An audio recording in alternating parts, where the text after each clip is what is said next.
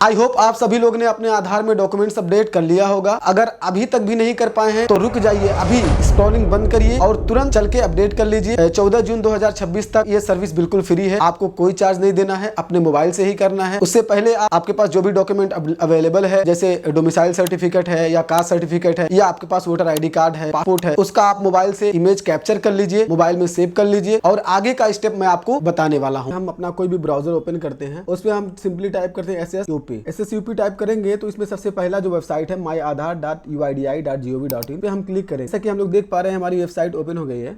सबसे पहले हम नीचे आएंगे, डॉक्यूमेंट अपडेट करने से पहले यहाँ पे दिखा हुआ है ना 14/6/2026 तक ये सर्विस बिल्कुल फ्री है। उससे पहले हम अपने आधार को चेक कर लेते हैं कि हमारा आधार कार्ड एक्टिव है या फिर सस्पेंड हो चुका है।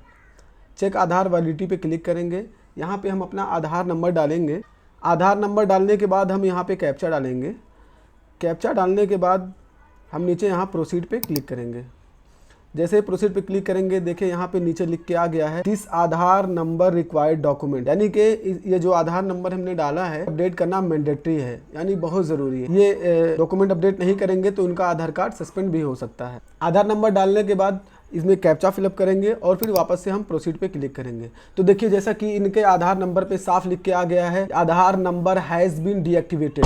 तो अगर आपका ऐसा आ रहा है तो आप फिर आगे का मत सोचिए। आप अभी अगर आपका भी आधार नंबर डालने पर इस तरह से लिख के आ रहा है कि आपका आधार कार्ड डीएक्टिवेटेड है अंडर रेगुलेशन 28, तो आप देर कर चुके हैं। डॉक्यूमेंट अपडेट का छोड़ दीजिए, आरओ ऑफिस का चक्कर लगाइए। सबसे पहले हम यहाँ लॉगिन पे क्लिक करेंगे।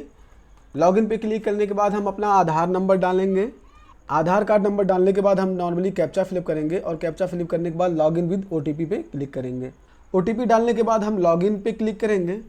लॉगिन पे क्लिक करने के बाद जैसे ही हम आगे बढ़ेंगे, यहाँ पे देखिए ऑप्शन नीचे आ रहा है डॉक्यूमेंट अपडेट। डॉक्यूमेंट अपडेट पे हम क्लिक करेंगे।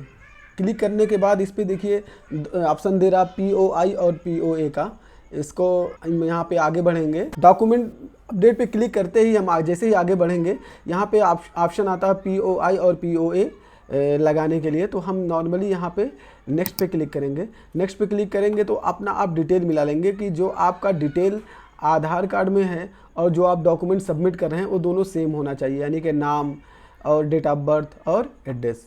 यहाँ पे हम वेरीफाई करेंगे अबव डिटेल, फिर नेक्स्ट पे क्लिक करेंगे। जैसे नेक्स्ट पे क्लिक करेंगे, इसमें देखिए साफ लिखा हुआ है कि आपका डॉक्यूमेंट जो है वो 2 MB के अंदर होना चाहिए और फॉर्मेट उसका JPG PNG या PDF होना चाहिए। तो ठीक है, हमने मोबाइल में ऑलरेडी कैप्चर कर लिया है, JPG में ही है। तो अब सिंपली हम POI को चूज़ करेंगे। इसमें बहुत सारे ऑप्शन आ रहा है, ड्राइविंग लाइसेंस, इंडियन पासपोर्ट, किसान, उसके बाद यहाँ पे STOBC सर्टिफिकेट जिसमें आपका कास्ट सर्टिफिकेट आएगा। सबसे नीचे यहाँ पे वोटर ID कार्ड का भी ऑप्शन आ रहा है। हम अपना ज़रूरत के हिसाब से जो हमारे पास अवेलेबल डॉक्यूमेंट है उस पर हम क्लिक कर देंगे। तो चलिए हम यहाँ पे वोटर ID कार्ड पे क्लिक करते हैं। एक्सेप्ट पे क्लिक किए, फिर नीचे आएंगे, यहाँ पे डॉक्यूमेंट अपलोड कर लेंगे। जिस भी फाइल में हम डॉक्यूमेंट रखे हैं उसको हम जा करके यहाँ से अपलोड कर लेंगे। आगे बढ़ेंगे, नीचे एक ऑप्शन आ रहा है please upload proof of address. Proof of address में भी हम चूज़ कर लेंगे जो हमारे पास अवेलेबल है।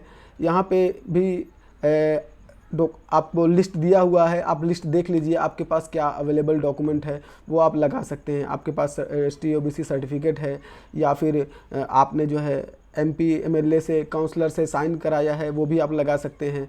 इसके अलावा आप वाटर बिल, इलेक्ट्रिसिटी बिल भी लगा सकते हैं। तो सिंपली हम यहाँ पे भी वोटर ID चूज़ करने वाले हैं।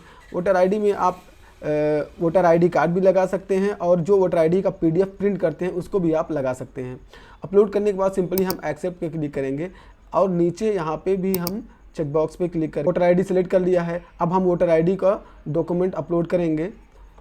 जिस भी फाइल में आपका डॉक्यूमेंट है उसको आप यहाँ से अटैच कर दीजिए। अटैच करने के बाद हम सिंपली नेक्स्ट पे क्लिक करेंगे।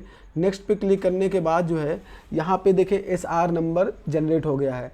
इस नंबर को आप नोट कर लीजिए। फ्यूचर में आप देख सकते हैं कि जो आपने एप्लीकेशन किया है वो आपका सक्सेसफुल हुआ है या नहीं हुआ है। अगर नहीं हुआ है तो वापस से आप दूसरा डॉक्यूमेंट लगा करके इसको सबमिट कर सकते हैं। जैसे ये सबमिट पे क्लिक करेंगे, आपका कोई फीस, कोई चार्ज नहीं कटेगा। और आपका डॉक्यूमेंट अपडेट कंप्लीट हो जाएगा। ध्यान ये रखना है कि आप डॉक्यूमेंट अपडेट करने के बाद से आपको टेंशन फ्री अभी नहीं होना है जब तक कि यहाँ पे सक्सेस नहीं हो जाता है। इस प्रोसेस को आप एम आधार ऐप से भी कर सकते हैं, वहाँ पे और आसानी भी होगी। और अगर वहाँ से भी नहीं कर पा रहे हैं तो आप अपने नज़दीकी कॉमन सर्विस सेंटर पर जाइए, वहाँ से करिए, लेकिन डॉक्यूमेंट अपडेट कर लीजिए। धन्यवाद।